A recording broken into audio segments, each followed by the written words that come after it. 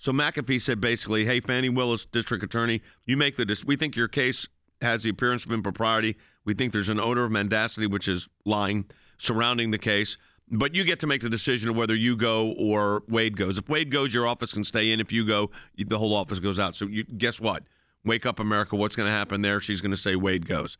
Then she'll just appoint some other friend of hers. Let me go right to the phones. Terry is calling. Terry, go ahead. My question is, did the judge not potentially just taint the jury by allowing her to remain on the case but saying there's impropriety? So it's interesting you said that. The judge obviously thought about that issue because that's a really good question you raised. And he wrote this: the case is too far removed from the jury selection to establish a permanent taint of the jury pool as best it can divine under the sole direction of Williams. That's a case the court cannot find that this speech crossed the line to the point where the defendants have been denied the opportunity of a fundamentally fair trial or that requires the district attorney's disqualification. Meanwhile, Harry, he said, there's an odor of untruthfulness around the case and the appearance of impropriety. At the same time, that there's no basis to throw her out. Absolutely. So it's important also to remember that for a conflict of interest to exist, it means that there is evidence that one of the parties acquired a personal interest or a personal stake in the defendant's conviction. And there is indeed evidence on the record showing that Fani Willis had a personal stake in the defendant's conviction.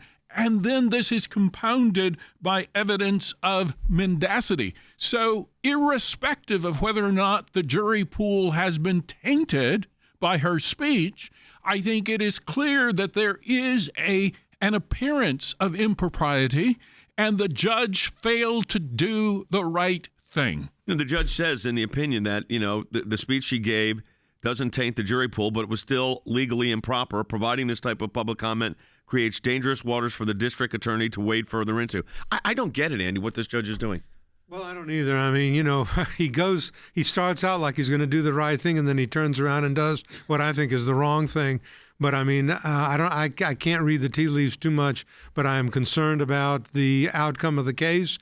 And I think when you talk about the jury pool, you don't know that until you actually select the jury and during voir dire, an examination of the individual jurors as to whether or not anything that may have happened has tainted their opinion of the guilt or innocence of the accused. So that is down the road. But this is a case that it stinks.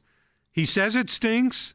Yeah. But he's not doing anything about the stink. The way it's going to work out, I think, is clearly what Fani Willis is going to do. She's going to get rid of Wade and say, you're done. This way she stays in. But here's the question, Andy. If Nathan Wade is removed, the work that he generated, the work product that he generated during this period of time would be, under the Wan Song case, normally deemed fruit of the poisonous tree. That's right. There's nothing in the order about that at all.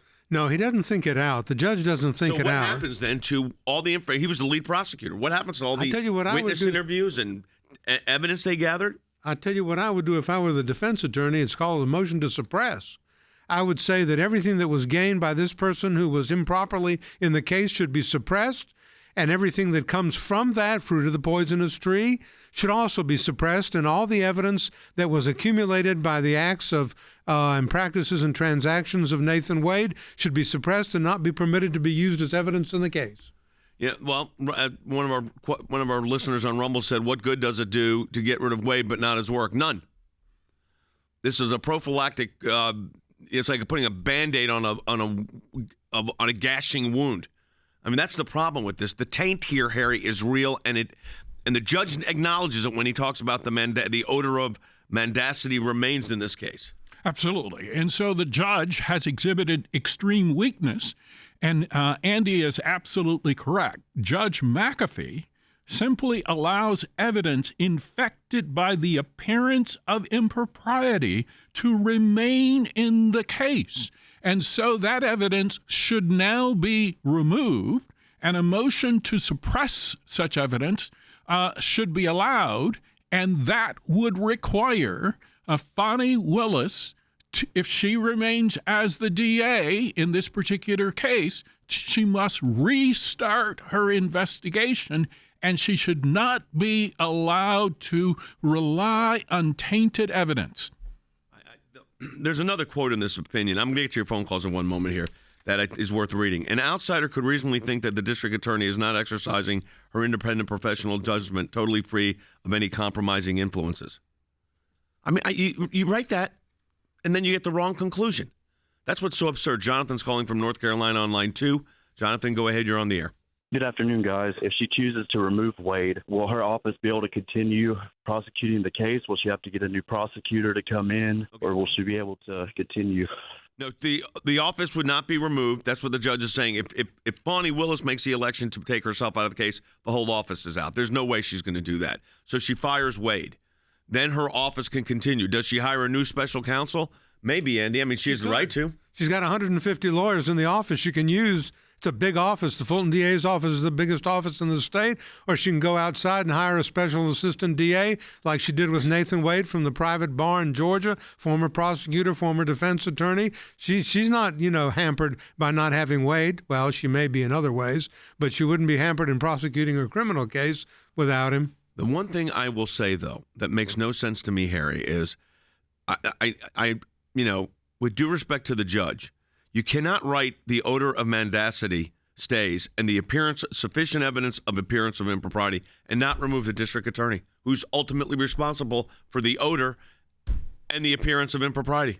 I think you're absolutely correct. And one of the things that the judge has done with his opinion is he has impeached himself, raising the question whether or not he is competent to remain on the bench. This is basically, inarguably, an incoherent opinion. It really is. I'm going to go ahead and grab another phone call. Christine's calling from New Jersey on line 3. Hi, I have a quick question. I personally think that the judge is compromised in the whole situation. I don't know why he didn't excuse himself. I'm under the impression and was told that he had a fundraiser for Fani Willis.